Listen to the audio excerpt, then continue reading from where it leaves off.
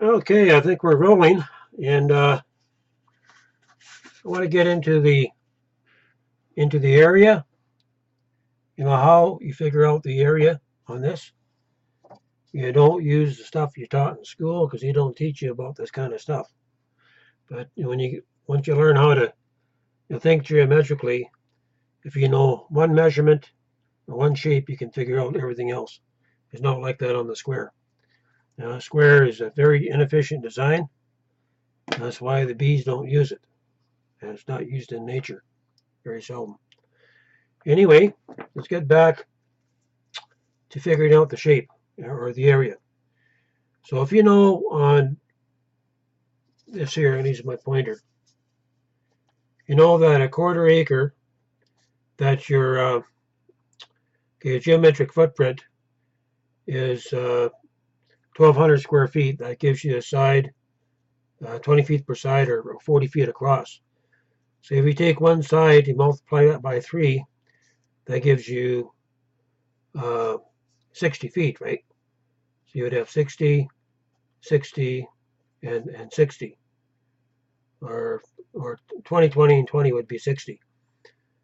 So you know you're 60 feet out from center. And just to check that measurement,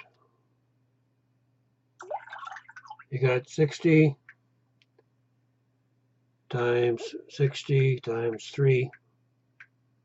It gives you 10,800 square feet. So that's your micro center, or your micro camp. I'll probably just call it micro camp. This would be an H1 micro camp. H stands for hexagonal, and the 1 stands for 1. So if you have an H7 micro camp, you would have 7 of these put together. So you know that this is 60, okay? And the rest you don't really need to use a calculator. So if you want to figure out how big 6 of these camps, when they go together, what's your geometric footprint, you just take 60 times 3, and you get, I think I messed up on my measurement there, 666, 180 feet per side. So this would be 180. And so you take 180 times 2, you go to the next scale, 180 times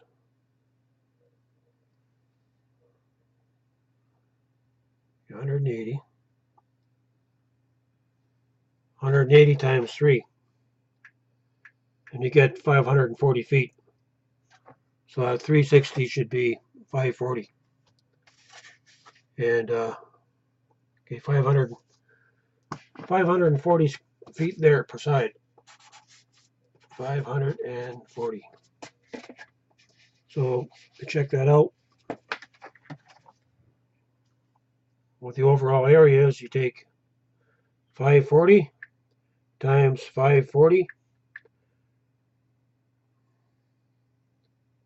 times 3, gives you just under 1,000,000 square feet, and you divide that by 1 acre, 43,560.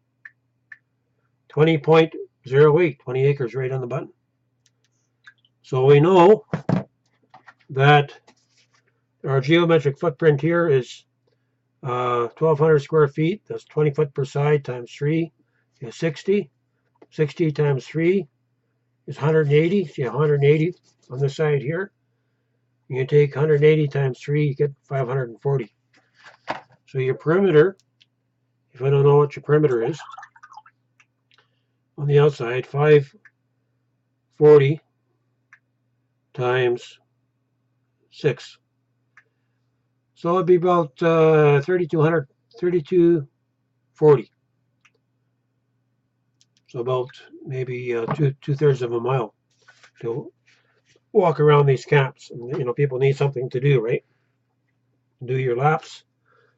So that's it there. Once you're, knowing these measurements, you could actually go prep the land, because the measurements for each micro camp. So 6 of these micro camps put together this way would give you a macro camp, right? And each micro camp you have 7 smaller camps.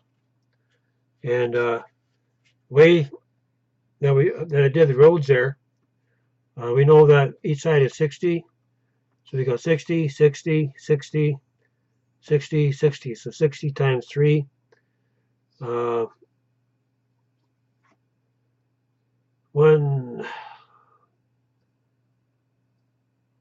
300 feet anyway.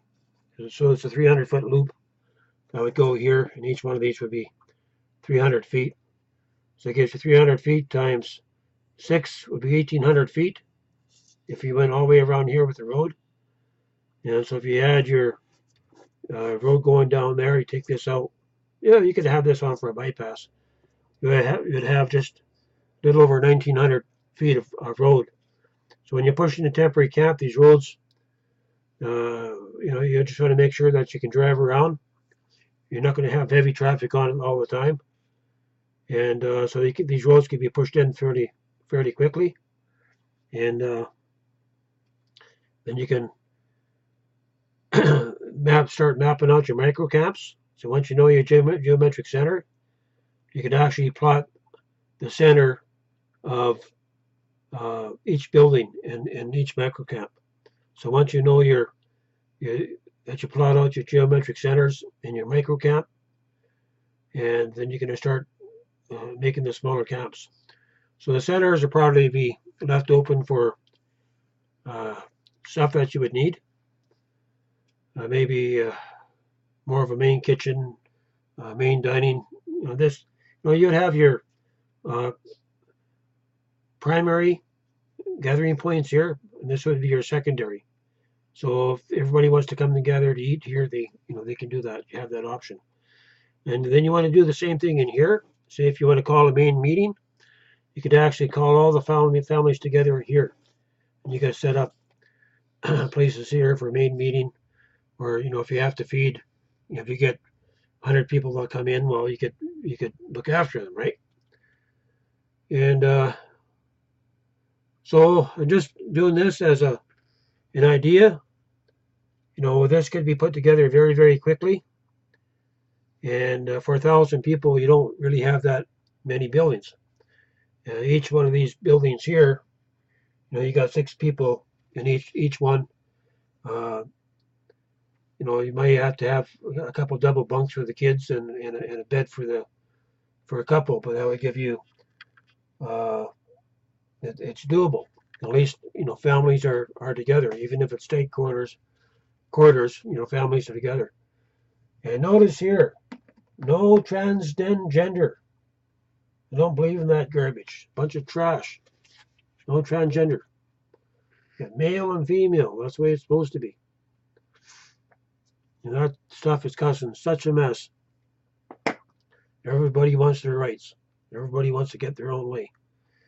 But anyway, I'm just getting this idea out to people on YouTube in Canada, the States, around the world.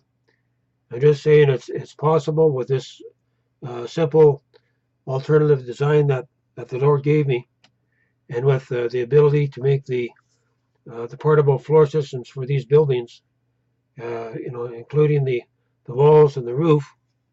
The walls and the roof, these hex homes have already been made by these 5 countries that came together a year ago, including Canada. Canada was one of them.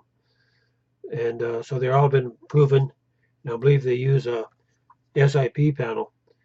But if these were to be mass produced, shops, you could have cities throughout Western Canada could be pumping these out.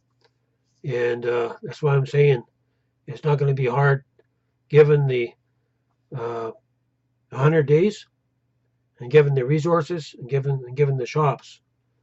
It's easy. It would be relatively easy to make one of these camps here, 1,000 person camps, for and to get it up and settled before the snow flies up in Fort McMurray. So it's just an idea. I don't know if I got room to come back on a part 3, I'll think about it. I need to do a wrap up anyway. Maybe I'll do a thing on the cost and have an idea of how much per square foot that these would cost to build. And once you're done, once they've served their purpose up in Fort Mac, I mean, you're looking at the Cascadia event. I mean, that's going to kick off. We all know that. The government's getting ready for it. We're talking other fires, other emergencies. We're talking possibly the San Andreas and the New Madrid. And there's going to be need for these all around the world. So Fort Mac could be a good place to actually demonstrate something like this to get it going. This is Joshua Taylor coming to you from here outside of Nanaimo, British Columbia, Vancouver Island, and how simple it would be to make these 1,000-person camps and as a temporal means of relocation to relocate people back to their hometown. I'm going to come back and do a wrap up in part 3.